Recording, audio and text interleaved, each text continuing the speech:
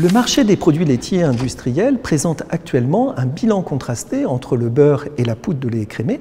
Le prix du beurre diminue en effet depuis plus d'un an. Il se situe actuellement autour de 3 750 € la tonne, ce qui correspond au niveau moyen enregistré au cours des 10 dernières années.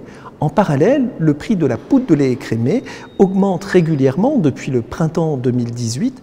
Il se situe aujourd'hui 650 € au-dessus du seuil d'intervention.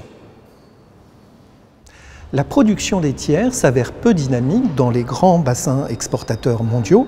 Sur les 8 premiers mois de l'année 2019, elle est quasiment stable au sein de l'Union européenne, aux États-Unis et en Nouvelle-Zélande. La production laitière en France s'est redressée modérément à partir du mois d'août 2019, mais cette tendance s'est interrompue au cours de la première semaine du mois d'octobre à la suite des incidents survenus à l'usine Lubrizol de Rouen. Pendant un peu plus de 2 semaines, la collecte de 500 exploitations laitières a été en effet arrêtée.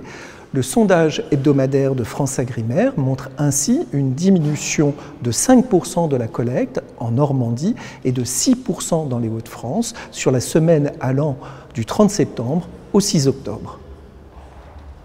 Les prix à la consommation pour les ménages en France ont progressé pour l'ensemble des produits laitiers au cours des derniers mois. Les évolutions s'avèrent néanmoins contrastées selon les familles de produits laitiers. Le prix du beurre a ainsi augmenté de 30% depuis le début de l'année 2017, sachant que la progression au cours des 12 derniers mois, entre le mois d'août 2018 et le mois d'août 2019, atteint 6%. Les yaourts et les fromages affichent une progression de 3 à 4%, tandis que le prix du lait liquide progresse de 1%.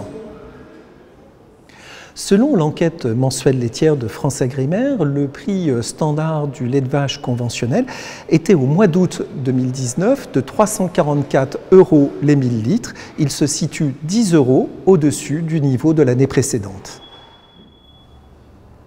En guise de conclusion, les fondamentaux en termes d'offres et de demande sont plutôt bien orientés. Le manque de dynamisme de la production laitière dans les principaux bassins exportateurs mondiaux devrait soutenir les cours au cours des prochains mois, mais les variations attendues resteront certainement modérées.